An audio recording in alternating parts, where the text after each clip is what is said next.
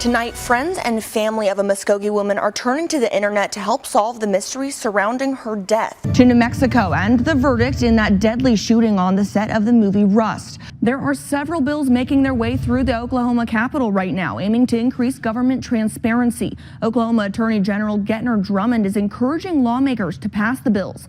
New at 5, a man and his dog are recovering after a crash this morning near 21st and Lewis. The driver told Tulsa police that his Chihuahua jumped into his lap while he was driving, and it caused him to crash into a power pole. New legislation would allow firearms to be stored in vehicles that are on school property. The death of a Wasso teen, Nex Benedict, has officially been determined as suicide. Benedict died last month, one day after a fight in a school bathroom.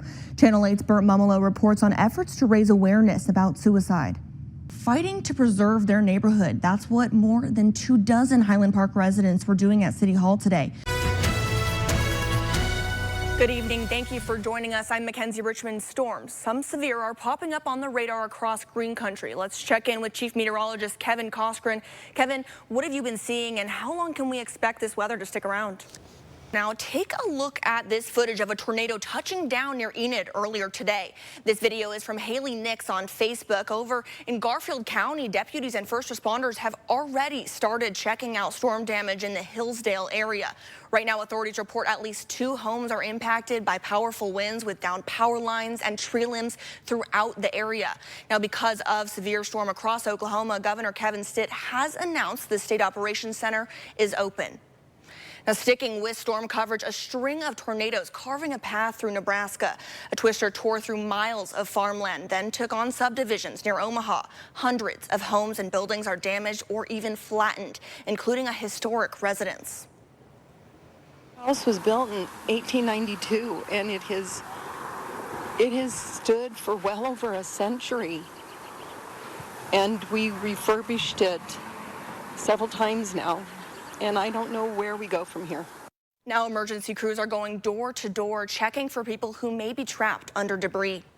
Today was Prescription Drug Take Back Day, a national event attempting to tackle drug addiction.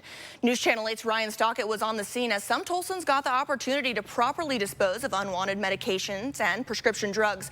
Ryan, tell us more about this event and why it's needed. Thank you, Ryan. Now an update to a story we brought you last weekend. A man accused of robbing a pharmacy in Coweta, then stealing a vehicle, is now behind bars. That's according to the Coweta Police Department. Police say they discovered the suspect to be Christopher Allen Karazi. When they went to the home to serve a warrant, they were tipped off that he might have a bomb.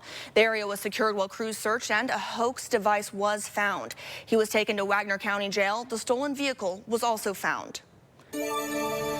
A bill seeking to change requirements for funeral services faces an uncertain future in the Capitol. Right now, Oklahoma is only one of 3 states that requires businesses that sell caskets or other funeral-related merchandise to have a funeral director or embalmer's license. But a piece of legislation could change that. Candy Mentink and her husband Todd Collard found out about the current rules the hard way a few years ago when they were forced to close down their booth at the Tulsa State Fair after attracting a sizable crowd. We was actually overwhelmed from how many people had stopped at the booth. I mean, there was a line. We was a huge attraction up there because nobody ever seen anything like it, And then the funeral board had an investigator come by and told us we had to shut down immediately and move out. The bill was not heard in the House before the deadline. However, it could be brought back at a later date. And hundreds of dogs and their owners from across the country are getting the chance to strut their stuff this weekend at the Tulsa Expo Center. It's an American Kennel Club sanctioned all-breed show. You can watch well-groomed and bred dogs perform and do routines and see who comes out on top. It's great for the whole family with free admission, and there will be dogs from all over. Mainly, many of them from this area, Texas, Oklahoma, central United States, but I know we have handlers coming in that bring dogs from California and even as far as the East Coast. That competition concludes tomorrow.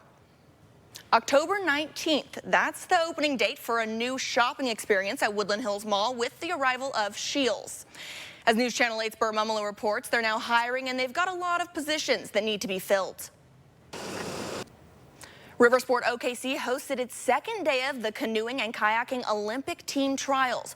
Top whitewater slalom athletes from across the country are pouring into the city, competing for a spot on the U.S. Olympic team destined for the 2024 Paris Olympics. Navigating Oklahoma rapids and weather wasn't the only challenge the athletes faced today. Check out this video Riversport posted to its Facebook of the group trying to tackle Oklahoma town names. Miami? No. I'm not kidding. Ochita? Ochita. No. Okita. No. Ochata. Ouchita? Ouch. Please don't cancel me, anybody. I'm trying my best with these. Today was also the opening day for the Riversport Kayak Cross competition, followed by the announcement of the athletes heading to Paris. Athletes and guests also got to enjoy live music and a fireworks show. Protests on college campuses over the war at the Gaza Strip, the problems these have caused, and the efforts to find a solution. We've been out here all morning so far collecting toys. We got this great basketball and a bunch of other things, but right now I am here with a special guest, Charlotte Pointer with Jeepers Anonymous. So Charlotte, thank you so much for joining us this morning. Can you tell me a little bit about y'all's role in this event?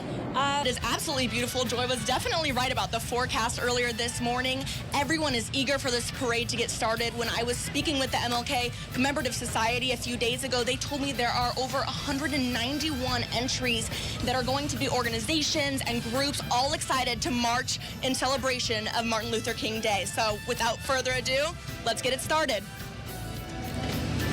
Dr. Garrett, this past year has brought newfound hope for finding a cure for the Alzheimer's disease. So there are now 3 treatments available. Will you talk a little bit about all those? Sure. This is already making my stomach growl. I can smell it. It smells so good already. Yes, ma'am. First things first, we have to address these adorable little friends. So who do y'all have with us today? So this is Blitzen. If you're planning those holiday parties, we've got a special treat for you today. Libby Billings, who is the owner of Elote Cafe and Catering, is here to show us how to make a white cranberry margarita.